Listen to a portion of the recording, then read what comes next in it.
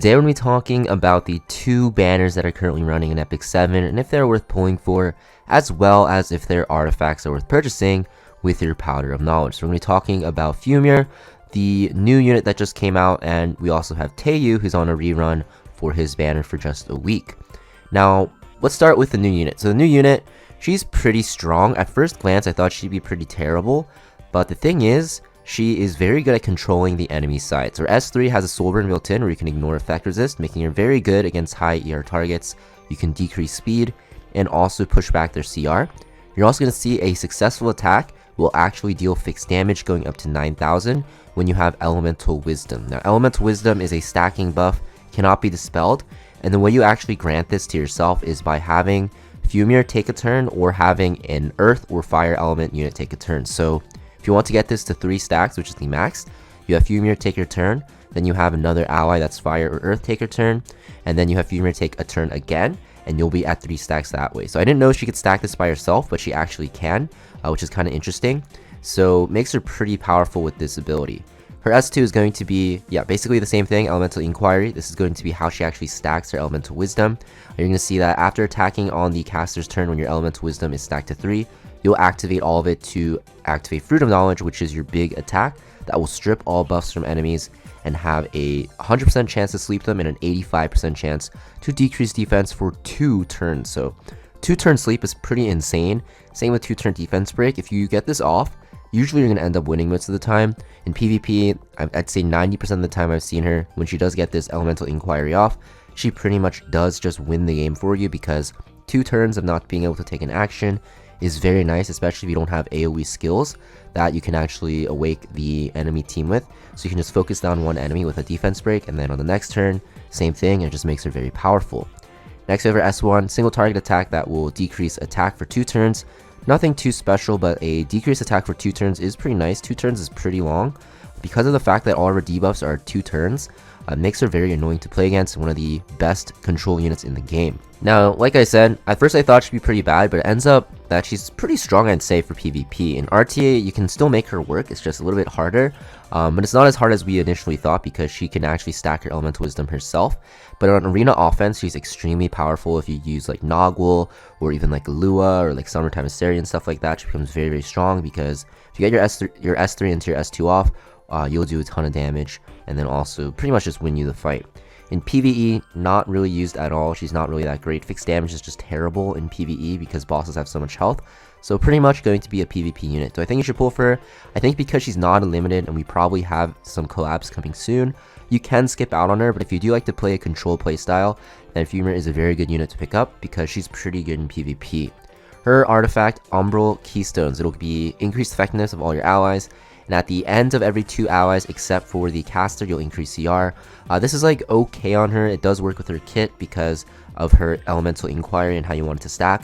But honestly, like most mages, you just want her to have Toggal's Ancient Book because of the fact that being able to soul burn your S3 and providing your souls for yourself is pretty important, because this S3 is pretty good at, canceling openers or like semi-fast units from taking their turn and allowing your team to move before them.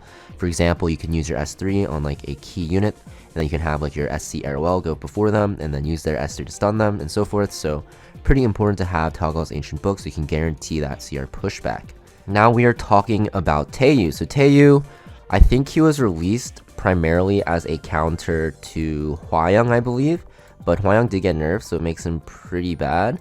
Not really that great. He also was kind of used against like Lua and Conquerlius, but just not a good unit. He definitely needs some help. His damage is pretty weak for a warrior.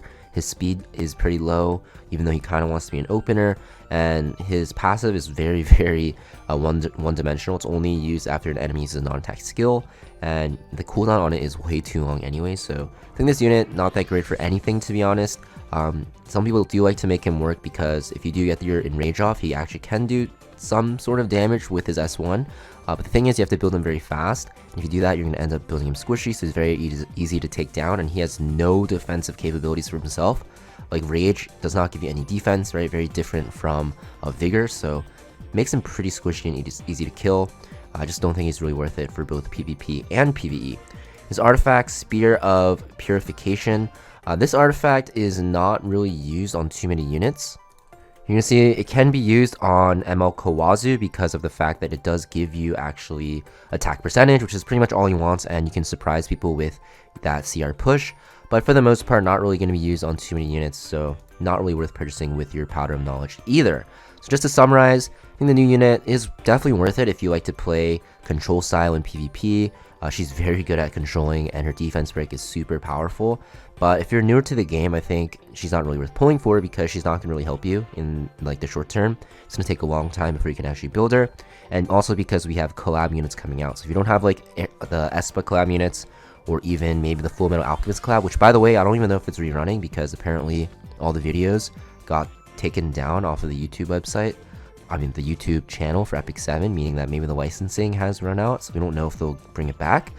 But in case, I think, definitely not worth breaking your bank for, because yeah, this unit's not even limited, and she seems pretty decent in PvP, might even be pretty strong, I'd say, but she requires very specific setups with very fast units. It just takes a lot to get her going. She needs units with very good gear around her, so definitely a late game unit, and by that time, you can actually get her eventually from Covenant Summons, because we do get a ton of events, which give you 1,000,000 summons like every day, and also from like Element Summons, you'll eventually get her, but yeah, definitely not worth it in my opinion. Now for Taeyou, same thing. Taeyou's like actually even worse. I would not even bat an eye at him because just a terrible unit, definitely needs a buff and needs a lot of help. His kit is very useless and outdated at this point. I wouldn't even say outdated. I think just like on his release, he was always like really bad. For the artifacts, yeah, I think both are not really worth going for. I guess Spirit Purification, if you like to use ML Kawazu, it can be okay. But even in that case, you can use a ton of artifacts on him, so definitely just easy to skip on everything. Maybe pull on the unit for Fumyr if you really want, but it's a good time to save if you don't really have a lot of the units to back up Fumyr or have like the playstyle that matches with her. So hopefully you guys have found this video helpful, and I'll see you guys next video.